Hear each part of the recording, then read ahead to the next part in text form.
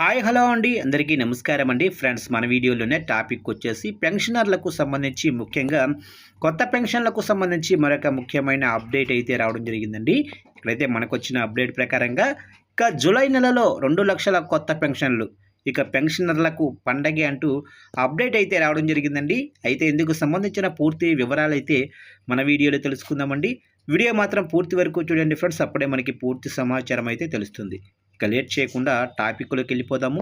ఇక 2,00,000 మందికి కొత్త పెన్షన్లు. ఇక తెలంగాణలో జూన్ 2 నుంచి దాదాపు 2,00,000 మందికి కొత్త పెన్షన్లు ఇచ్చేందుకు ప్రభుత్వం కసరత్తు చేస్తుంది. ఇక జిల్లాల వారీగా అర్హుల జాబితాను కూడా సిద్ధం చేయాలని కలెక్టర్లను ఆదేశించింది. తొలుత దివ్యాంగులు, తర్వాత వృద్ధులు, వితంతువులకు ప్రాధాన్యం ఇవ్వాలని సూచించింది. మరోవైపు సెర్ఫ్ రాష్ట్ర వ్యాప్తంగా కూడా పెన్షనర్ల వివరాలను ఫేషియల్ రికగ్నిషన్ యాప్లో నమోదు చేస్తుంది. మృతులను జాబితా నుంచి తొలగించనుంది.